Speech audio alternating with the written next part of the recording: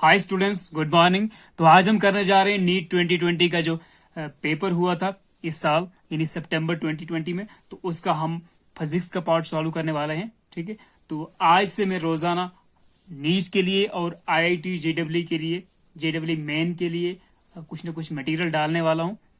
Okay, that will be helpful for all you guys, for the specially for जो NEET 2021 के लिए prepare कर रहे हैं। तो 21 वालों के लिए हेल्पफुल है वो, और आने वाला जो जेडब्ल्यू का मेन एग्जाम है उसके लिए भी हेल्पफुल होगा।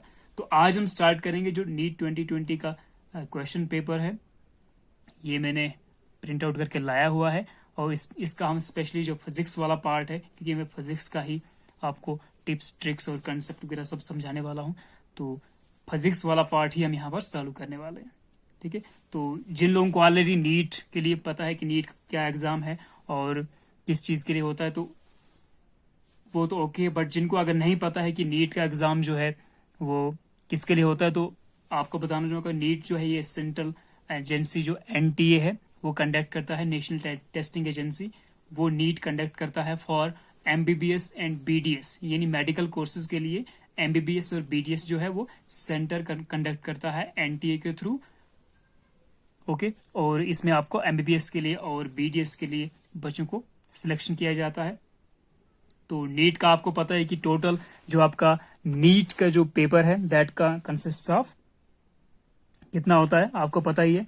तो टोटल इसमें मैक्सिमम मार्क्स आपके पास 720 होगा।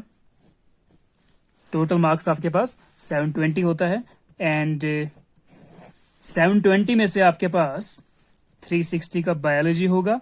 ओके, और 180 एंड 180 का आपके पास फिजिक्स और केमिस्ट्री होगा। ठीक है, तो मैक्सिमम जो है तो वो आपका बायोलॉजी है जो 360 का है। तो मतलब जिसने अगर बायो जिसका स्ट्रांग है, बायो में पूरा सब कुछ आता है जिसे, तो मैक्सिमम जो अटेम्प्ट बायो करता है तो उसको काफी चांसेस होते हैं एमबीबीएस और बीडीएस के लिए सिलेक्शन के लिए। ओके, तो माना जाता है यूजुअली कि बायो पोर्शन जो है थोड़ा बेशक लेंथी है, बट इसमें जूलॉजी और बॉटनी दोनों आता है, बट इसमें आपके पास थोड़ा इजी होता है।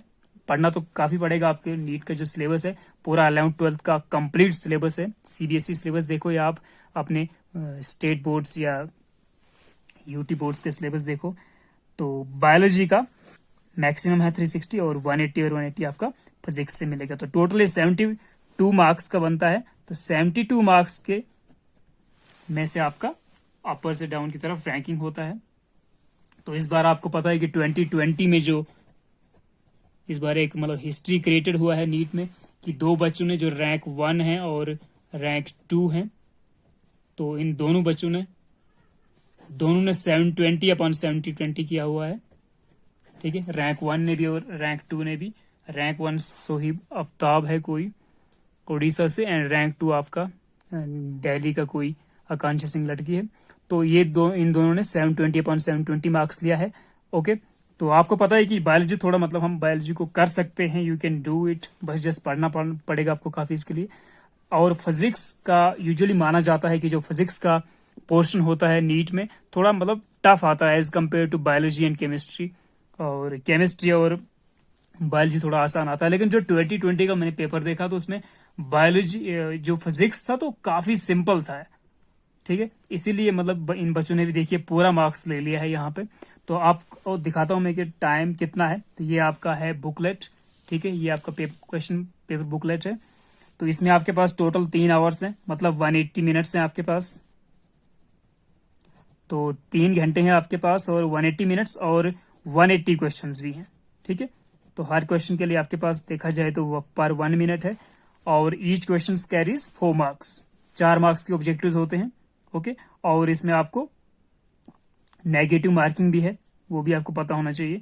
ठीक है, कि अगर आपका 100% जितना अटेम्प्ट करते हो तो उसमें से अगर कुछ गलत होता है तो जो गलत होता है तो उसका आपको 25% पीछे के लिए काटा जाता है। ठीक है, तो for each incorrect response 1 marks will be deducted from the total score. Okay, तो कोई भी आप इनकरेक्ट रिस्पॉन्स करते हो तो मतलब आप 4 मार्क्स का ऑब्जेक्टिव अगर गलत करके आते हो तो आपका जो पहले से स्कोर है, ठीक है, जो आपके करेक्ट टोटल आपका करेक्ट स्कोर है उसमें से आपको -1 होगा एक क्वेश्चन का, ठीक है। तो मतलब 25% आपके पास क्या है, नेगेटिव मार्किंग है। तो इस चीज का ध्यान रखते हैं, ठीक है।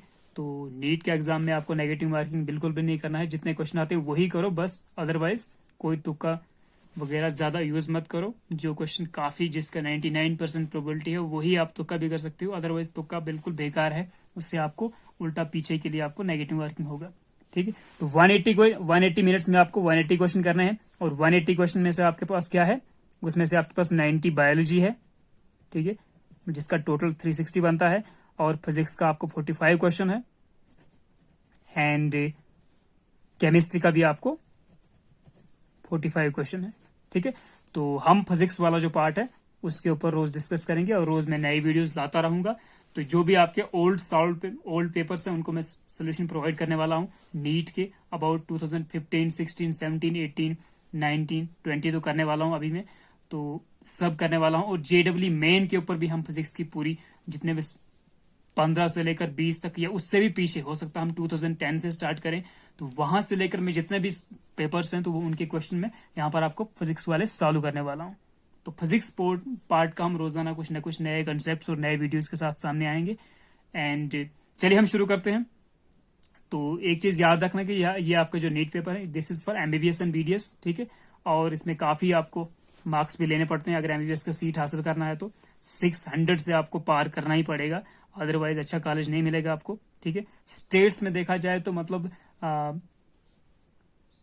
ओपनली आपके पास 500 प्लस तो होना चाहिए, बल्कि 550 प्लस होना चाहिए, अगर किसी स्टेट के कॉलेज के लिए आप क्वालिफाई कर चुके हैं, या उसके लिए आप क्वालिफाई करने के लिए आपने काउंसलिंग में अप्लाई किया है, तो 550 प्लस तो होना चाहिए। लेकिन ओवरऑल अगर आपने सेंट्रल लेवल पे वो कम्पीट करना है तो मैं तो कहता हूँ 650 आपका डन होना चाहिए, ठीक है। और वो कर भी सकते हैं बच्चे, क्योंकि पेपर जितना मतलब जैसे जेडब्ल्यू मेन का और जेडब्ल्यू एडवांस्ड का आता है तो वो काफी टफेस्ट मतलब एग्जाम्स हैं as compare to NEET. NEET simple भी है, बट मेहनत तो इसमें बहुत करनी पड़ेगी आपको, क्योंकि सिलेबस इसका भी लेंथी है, बायो का सिलेबस भी काफी है, और फिजिक्स और केमिस्ट्री का तो आपको पता है काफी सिलेबस होता है 11th-12th में। ओके, तो ये आपका क्वेश्चन जो बुकलेट होगा इसी के अंदर आपका जो पेज होगा, जो आंसर शीट है वो भी इसी के अंदर होगा, जिसमें आपको सर्कल वगैरह भरने होते हैं, ठीक है।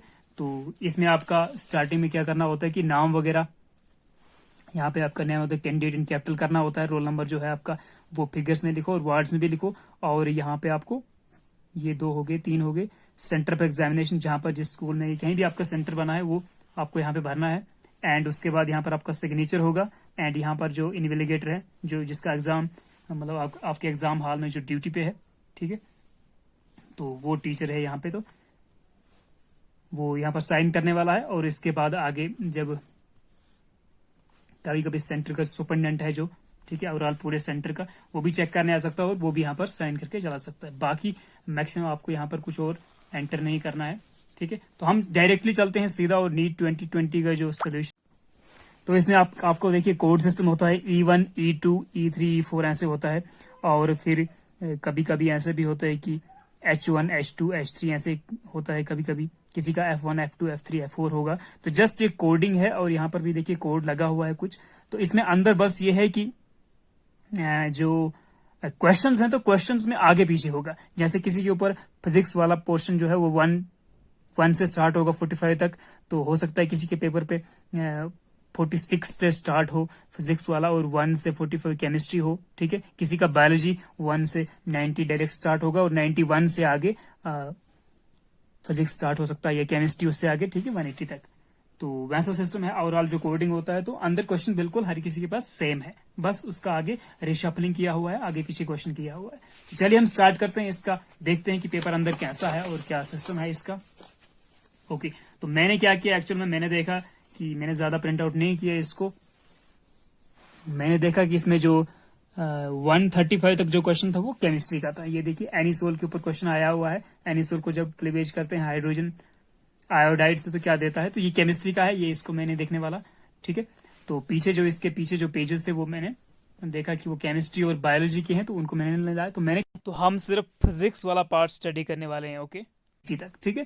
तो 136 से 180 तक आपके पास 45 क्वेश्चन बनते हैं, तो उसको हम करने वाले हैं, ठीक है। तो चलिए स्टार्ट करते हैं। सबको मेरी तरफ से ऑल द बेस्ट जो 2020 की प्रिपरेशन करने के लिए आज से कर रहे हैं, तो आप लोग लगे रहिए, ठीक है। तो मैं ये सॉल्व करने जा रहा हूँ नीट 2020। ओके, तो क्वेश्चन नंबर 136 देखते हैं, चलिए क्या कहता है। काफी सिंपल है पेपर, ठीक है ना, जैसा सब लोग कह रहे थे कि इस बार बहुत सिंपल पेपर आया हुआ, तो मैंने भी जस्ट इसको देखा पेपर को, तो बिल्कुल सिंपल लग रहा है। जस्ट 1 लाइनर 2 लाइनर क्वेश्चन है, सारे सब निकलने वाले हैं, कोई भी मतलब टफ क्वेश्चन नहीं है। कहता है for which one of the following Bohr model is not valid. क्या कह रहा है कि इनमें से कौन सा ऑप्शन है, कौन सा जो इसने दिया है, इनमें से क्या है जिसमें बोर मॉडल वैलिड नहीं है। ओके, तो आपको पता है कि बोर मॉडल कहां पे वैलिड होता है। बोर मॉडल इज सबसे ज्यादा वैलिड होता है किसके लिए, हाइड्रोजन के लिए, ठीक है। तो हम ओवरऑल इसका बोल सकते हैं कि जो भी आपके पास 1 इलेक्ट्रॉन स्पीशीज है, ठीक है, कोई एटम है या आयन है, कुछ भी है जिसके पास 1 इलेक्ट्रॉन है, तो 1 इलेक्ट्रॉन सिस्टम्स पे या 1 इलेक्ट्रॉन स्पीशीज पे, ठीक है, 1 इलेक्ट्रॉन सिस्टम्स के लिए बोर मॉडल वैलिड है। ओके, तो यहां पर देख सकते हो हाइड्रोजन एटम क्या होता है। हाइड्रोजन एटम में एक प्रोटॉन होता है और एक न्यूट्रॉन, एक प्रोटॉन और एक इलेक्ट्रॉन होता है, ठीक है। तो एटॉमिक नंबर 1 होता है इसका, तो इसके लिए तो वैलिड है भाई। इसने कहा है कि not valid singly ionised helium atom, तो कह रहा है He पॉजिटिव, इसके पास 2 इलेक्ट्रॉन होते हैं लेकिन एक इलेक्ट्रॉन निकल चुका है यहां से, तो इसके लिए भी वैलिड होगा। इन दोनों के लिए वैलिड है। ड्यूट्रॉन एटम, ठीक है, 1D2 लिख सकते हैं हम इसको, ड्यूट्रॉन एटम, ठीक है। तो क्या ड्यूट्रॉन एटम के लिए वैलिड है, बिल्कुल है वैलिड, क्योंकि ड्यूट्रॉन में क्या होता है, एक प्रोटॉन होता है और एक न्यूट्रॉन होता है न्यूक्लियस में, लेकिन बाहर से तो एक इलेक्ट्रॉन ही घूमता है ना, तो इसका मतलब इसमें भी एक इलेक्ट्रॉन है, इसमें भी एक इलेक्ट्रॉन है। हीलियम के 2 इलेक्ट्रॉन होते हैं लेकिन एक निकल चुका है, क्योंकि He पॉजिटिव है, ये पॉजिटिव आयन है, ठीक है। तो हाइड्रोजन एटम में तो एक इलेक्ट्रॉन होता है, तो इसके लिए भी वैलिड है, इसके लिए भी वैलिड है, इसके लिए भी वैलिड है। सिंगली आयोनाइज्ड नियॉन एटम, तो नियॉन आपको कितना एटॉमिक नंबर है, 10 होता है, तो इसमें 10 इलेक्ट्रॉन होते हैं। बोलता सिंगली आयोनाइज्ड है, मतलब इसमें से एक इलेक्ट्रॉन निकल चुका है लेकिन फिर भी आपके पास 9 इलेक्ट्रॉन बच रहा है, तो इसके ऊपर वैलिड नहीं होगा बोर मॉडल। तो आपका जो ऑप्शन है that comes out to be 4th option, तो 4th आपको वहां पे टिक करना था, यानी उसका सर्कल करना था। नेक्स्ट क्वेश्चन देख रहे हैं हम यहाँ पे, कहता है the ratio of the contributions made by electric field and magnetic field components to the intensity of an electromagnetic wave is, ठीक है, मतलब इलेक्ट्रिक फील्ड और मैग्नेटिक फील्ड कंपोनेंट्स कितना इंटेंसिटी प्रोवाइड करते हैं, तो हमें इलेक्ट्रिक फील्ड इंटेंसिटी और मैग्नेटिक फील्ड इंटेंसिटी देखनी है, ठीक है। मतलब हम इसके लिए क्या करने वाले हैं, आपको पता है कि हमने इलेक्ट्रिक फील्ड का इंटेंसिटी उसको हम एनर्जी डेंसिटी से कहेंगे, ठीक है। तो एनर्जी डेंसिटी इलेक्ट्रिक फील्ड की कितनी होती है और ड्यू टू मैग्नेटिक फील्ड कितनी होती है, जब हम इलेक्ट्रोमैग्नेटिक वेव्स का स्टडी करते हैं। और इसने देखिए सी भी दिया है, speed of the electromagnetic wave, तो इसमें जो सी है वो स्पीड ऑफ द लाइट है, स्पीड ऑफ इलेक्ट्रोमैग्नेटिक वेव है। तो कहता है उनका रेशो करो, energy density in electric field versus energy density in magnetic field, उनका रेशो करो, डिवाइड करो उनको, देखते हैं कितना आता है। ओके, तो मैं यहाँ पर डिवाइड करने जा रहा हूँ, जल्दी से करते हैं इसको। ओके, तो आपको याद होना चाहिए कि U एनर्जी डेंसिटी इन इलेक्ट्रिक फील्ड कितनी होती है, बहुत सिंपल सा फॉर्मूला है, सबको याद होगा आई थिंक, जो भी 12th क्लास जिसने भी पढ़ा है या जस्ट पढ़ रहा है, तो वो होता है 1/2 एप्सिलॉन नॉट E², ठीक है, इसको आप याद रख सकते हैं। दूसरा energy density in magnetic field that is equal to 1/2 उसका होता है B²/2 म्यू नॉट, ठीक है। तो ये दोनों आपको याद होना चाहिए, इन दोनों को डिवाइड करते हैं, देखते हैं क्या आता है। तो अगर आप इन दोनों को डिवाइड करेंगे तो क्या आ जाएगा आपके पास, यहां पर मैं डिवाइड कर रहा हूं इसको। ओके, एक मैं शीट लेता हूं, उस पर करता हूं ताकि यहां पर खराब ना होइए। 1 सेकेंड। ओके, अब ठीक है, चलिए दोनों को डिवाइड कर रहा हूं मैं, ठीक है। तो UE/UB, ये एक्चुअली जल्दी से करना होता है एग्जाम में, क्योंकि उतना टाइम नहीं होता है यहाँ पे, तो रफ जल्दी से करना है, ठीक है। जहां के लिए भी आप टेढ़ा मेढ़ा लिख दो छोटा मोटा करके, और जस्ट जितना जुबानी कर सको उतना अच्छा है। तो UE/UB, लेकिन प्रैक्टिस वाले जो क्वेश्चन होते हैं उनके लिए प्रैक्टिस बहुत जरूरी है। तो यहाँ पर कहीं आपको जितना भी जगह मिलता है आगे पीछे, तो उसमें आप करिए, जगह बहुत कम होता है यहाँ पे, ज्यादा जगह वेस्ट नहीं करना है। तो U E upon U B कितना आएगा, इसको डिवाइड करते हैं, 1/2 epsilon naught E square upon B square upon twice mu naught. Okay, तो देखते हैं क्या आता है। इसको मैं लिख सकता हूँ 1/2 epsilon naught E square into twice mu naught upon B square. बहुत सिंपल है, 2 and 2 कैंसल्स, क्या आ जाएगा आपके पास, एप्सिलॉन नॉट म्यू नॉट, इसको मैं अलग लिख रहा हूं, और epsilon E square upon B square अलग से लिख रहा हूं। ठीक है, तो ये चीज आ गई। अब क्या करेंगे हम, इस वाली टर्म को भी और इस टर्म को भी in the form of C square, यानी सी की फॉर्म में। ठीक है, हमारे पास कुछ फॉर्मूले होते हैं, तो मैं देखता हूं। देखिए, आपको एक फॉर्मूला याद होगा जब हम इलेक्ट्रोमैग्नेटिक वेव्स पढ़ते हैं, यूनिट 5 पढ़ते हैं क्लास 12 फिजिक्स का, तो उसमें क्या होता है, जो आपका वेलोसिटी ऑफ लाइट है that is given by c is equal to 1/√ऑफ म्यू नॉट एप्सिलॉन नॉट। ये फॉर्मूला होता है। यहां से मैं सी स्क्वायर निकाल सकता हूं, इस अंडर रूट की जगह हम इसको हटाएंगे तो स्क्वायर लगेगा यहाँ पे। ठीक है, ये दोनों तरफ स्क्वायर करो तो ये आ जाएगा C square is equal to mu naught epsilon naught square. ठीक है, सॉरी एप्सिलॉन नॉट नहीं, म्यू नॉट एप्सिलॉन नॉट। ठीक है, तो इसका वैल्यू आ गया सी स्क्वायर, मुझे इसका वैल्यू चाहिए, तो इसका मतलब ये क्या हो जाएगा, इसको इधर लेता हूं, इसको इधर लेता हूं, तो mu naught C square is equal to 1/शिट here mu naught epsilon naught. ठीक है, mu naught epsilon naught is equal to 1/c square. ये 1/c स्क्वायर आ गया, इसको मैं 1/c स्क्वायर यहां पे लिख रहा हूं। ठीक है, इनटू ई स्क्वायर अपॉन बी स्क्वायर। आपको याद होगा जब आप इलेक्ट्रोमैग्नेटिक इंडक्शन पढ़ते हैं तो वहां पर हम पढ़ते हैं कि B E is equal to C B zero. ठीक है, या हम बोल सकते हैं कि E upon B is equal to C. ठीक है, या आप सीधा बोल दो E upon B is equal to C. ठीक है, जो इनका एम्पलीट्यूड होता है इलेक्ट्रिक फील्ड और मैग्नेटिक फील्ड का, उसका जो रिलेशन है वो ये है, E is equal to C, E naught is equal to C B naught. Okay, या आप बोल सकते हो E naught upon B naught is equal to C, ये भी ठीक है। या सीधा बोल दो आप E upon B is equal to C. तो इसकी जगह पे हम क्या लगाने वाले हैं, सी। ठीक है, तो ये ई स्क्वायर बटा सी स्क्वायर है, तो आ जाएगा सी स्क्वायर, ई स्क्वायर बटा B square is equal to C square. Okay, तो इसको मैं सी स्क्वायर लिख सकता हूं। ठीक है, E upon B is equal to C, तो E square upon B square is equal to C square, तो ये कैंसिल हो जाएगा, तो ये 1/1 रहेगा। तो जो हमारा रेशियो है U E upon U B, ठीक है, एनर्जी डेंसिटीज का ratio electric field versus magnetic field, तो 1/1 आ गया। तो हमारा जो आंसर था वो क्या था, दैट वाज 1/1, 1:1। ठीक है, तो हमारा जो ऑप्शन है that will be 1:1, B part है, इसको आपको टिक करना था। तीसरा क्वेश्चन है, देखिए ये थोड़ा सा मुझे लग रहा है कि इसमें आपको कुछ करना पड़ेगा। ठीक है, कहता है Brewster's angle I B for an interface should be. तो ब्रेविस्टर्स एंगल आपको पता ही है, ये आई बी से नोट कर रहा है, हम लोग आई पी से करते थे जब पढ़ते हैं। तो ब्रेविस्टर्स एंगल जो होता है दैट क्या होता है, ब्रेविस्टर्स एंगल जो होता है वो एंगल ऑफ इंसिडेंस होता है जबकि उसके जो रिफ्लेक्टेड एंगल आता है उसमें जो हमारा लाइट है वो पोलराइज हो जाता है। ठीक है, तो सपोज ये हमारा कोई इंटरफेस है। ठीक है, इसको आप रेयर मीडियम मानो, इसको आप डेंसर मीडियम मान सकते हैं। ठीक है, ओके, तो यहां पर हम एक एंगल ले रहे हैं। ठीक है, this is your normal.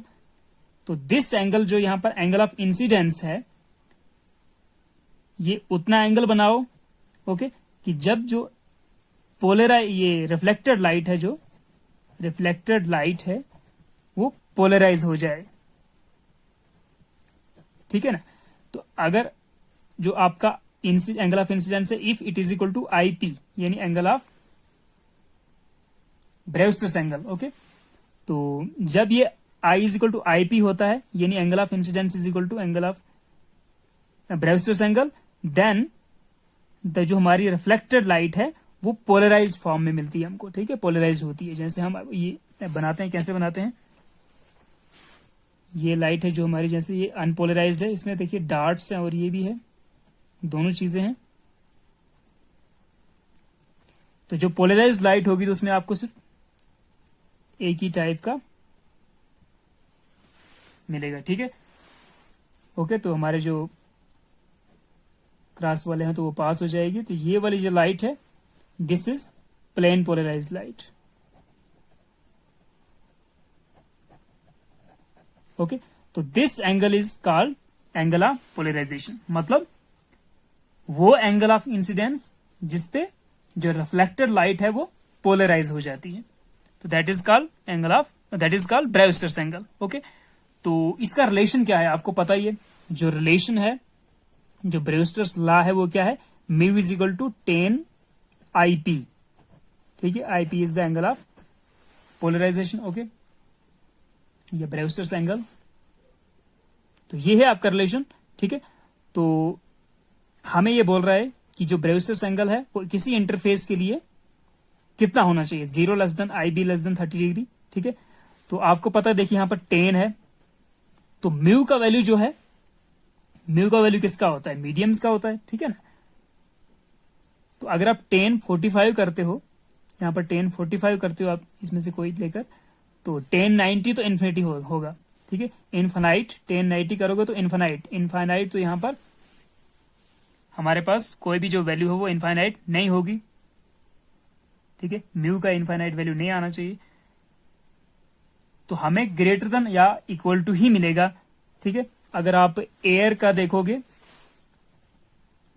Air का आप म्यू ले लोगे तो वो म्यू होता है 1.1 के आसपास ले लो, ठीक है।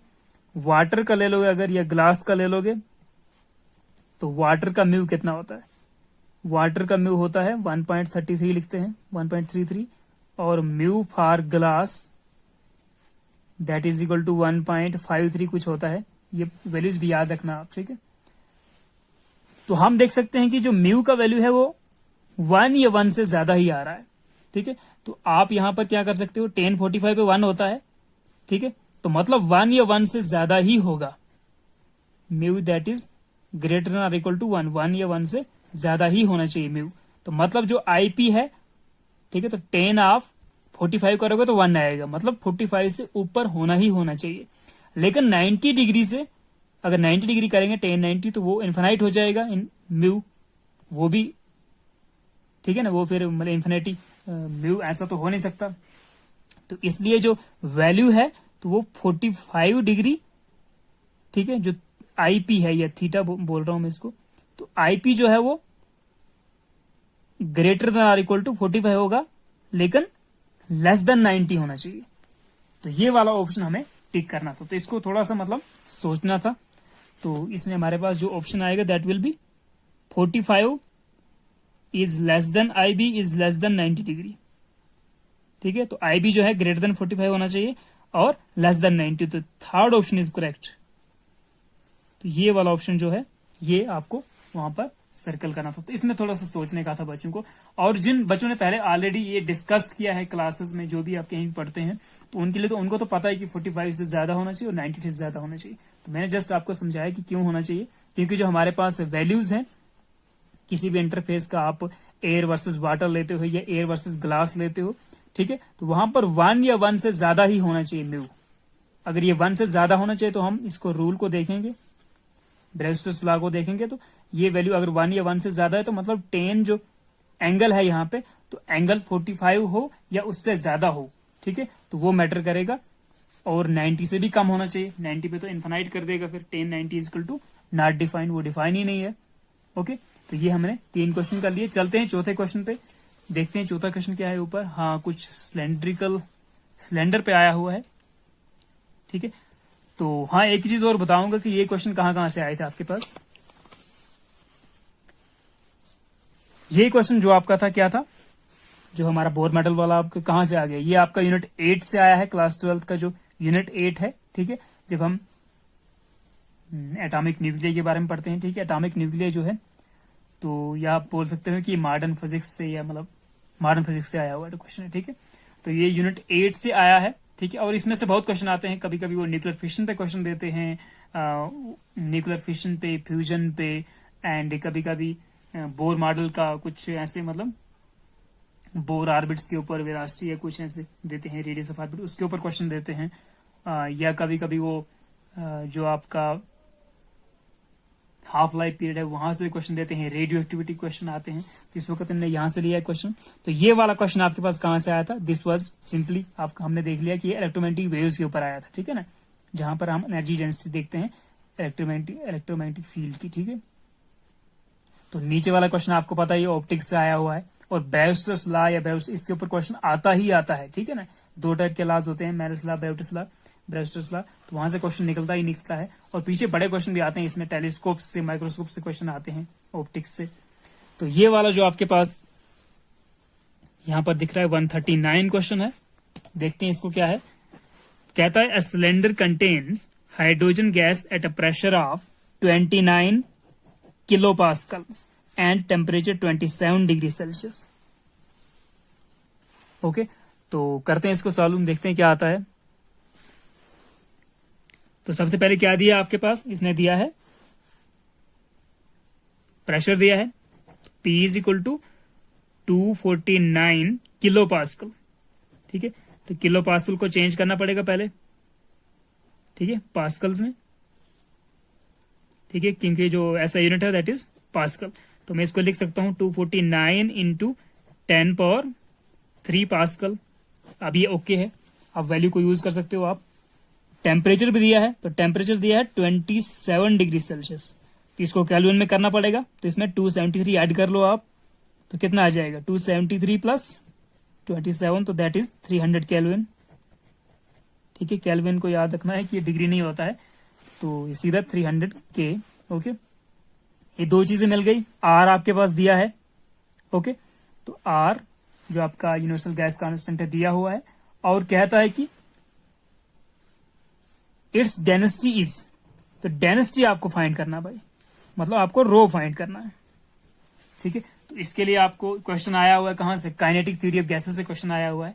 जब आप पढ़ते हैं जो 11th क्लास का आपका सेकेंड लास्ट यूनिट है आई थिंक ये, ठीक है, जब हम perfect gas, behaviour of perfect gas और काइनेटिक थ्योरी ऑफ गैसेस के बारे में पढ़ते हैं। परफेक्ट गैस ही आपके पास देखिए, आइडियल गैस भी जिसको बोलते हैं हम। तो जब हम काइनेटिक थ्योरी ऑफ गैसेस पढ़ते हैं तो वहां पर इस टाइप के क्वेश्चन होते हैं, ठीक है। और वहां से क्वेश्चन हर साल मैंने देखा है यूजुअली कि 1 और 2 क्वेश्चन आता ही आता है वहां से। पेपर कोई भी हो, IIT JEE मेन हो या नीट हो आपका, या कोई एडवांस लेवल पे भी दे सकते हैं। ओके, तो हमें सबसे पहले क्या पता होना चाहिए? यहाँ पे हमें सबसे पहले पता होना चाहिए जो रिलेशन है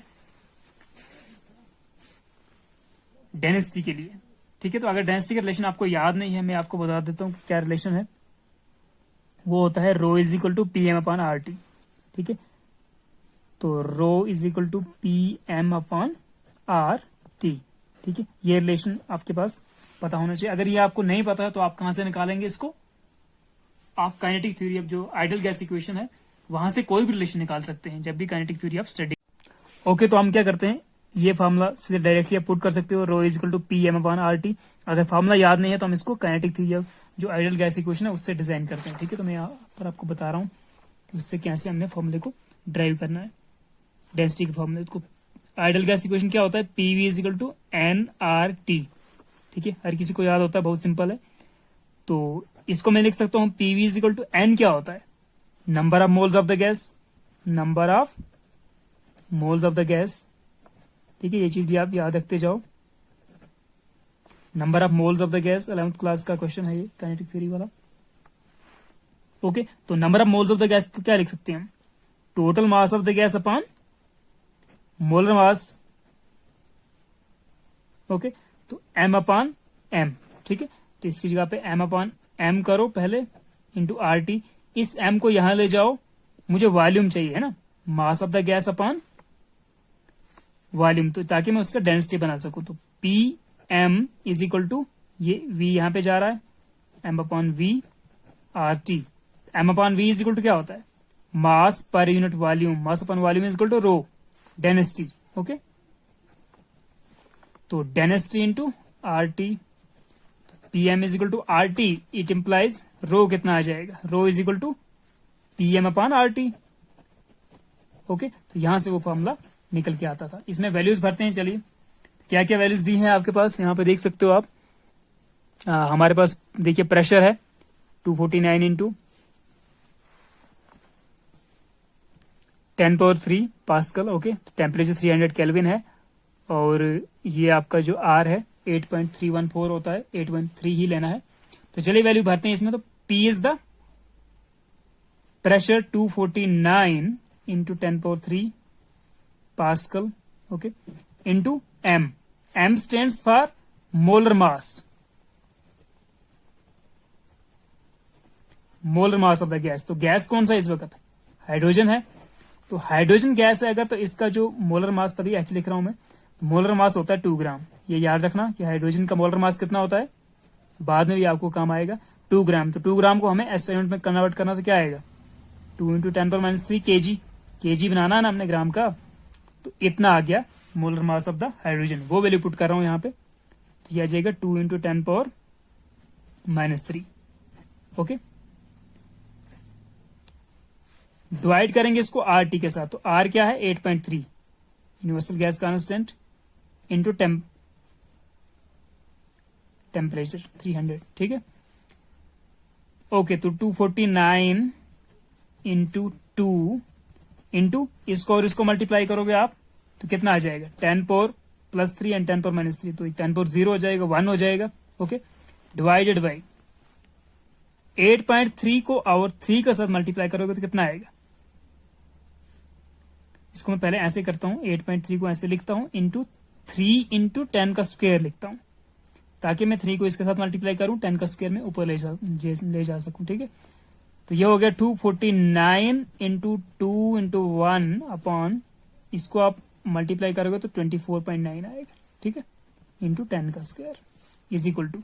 अब देखिए टेक्निक क्या होता है, जो पेपर सेट करता है टीचर, जो भी है वहां पे सेट करने वाला, वो भी ऐसे मतलब पेपर को वो करता है ताकि बच्चों को ज्यादा कैलकुलेशन करने में, मतलब कैंसिल वैंसिल करने में आसानी हो, ठीक है। तो उसने देखिए ऊपर से 249 दिया है और नीचे से भी जो वैल्यूज दिया है 8.3 इंटू 3 करके दिया है, 300 या मतलब ऐसे करके, ताकि बच्चों को इसको और इसको कैंसिल करने में आसानी हो, ठीक है।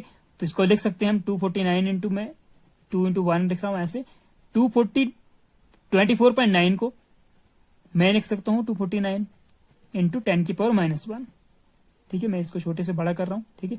1 डिजिट इधर जाएंगे तो 10⁻⁻1 करना है इंटू 10⁻2, ये वाला 10⁻2, ओके। तो this comes out to be 249 और 249 कट हो जाएगा, 2 बचेगा ऊपर, डिवाइडेड बाई 10⁻2 10⁻⁻1 कितना होगा 10⁻1, ठीक है। तो 2/10 कितना हो गया 0.2, तो 0.2 निकल गया भाई आपका kg/m³। This is your density, okay. तो ये हमारा डेंसिटी वाला ऑप्शन हमें 0.2 वाला टिक करना था। देखते हैं कौन सा है 2 वाला। तो ये भी थोड़ा सा करने वाला क्वेश्चन है, लेकिन जिसको अगर ये फॉर्मूला याद है rho is equal to RT/m, तो उसके लिए बिल्कुल भी मुश्किल नहीं है, ठीक है। उसको तो डायरेक्टली वैल्यूज पुट करनी थी और जल्दी से निकल जाता, ठीक है। लेकिन अगर याद नहीं है तो फिर क्या करना आपको, जो आपका आइडियल गैस इक्वेशन है, तो उससे आप फॉर्मूला ये वाला निकाल सकते हो फटाफट, ठीक है। और मोलर मास ऑफ द जो गैस है हाइड्रोजन का मोलर मास पता होना चाहिए 2 ग्राम, ठीक है।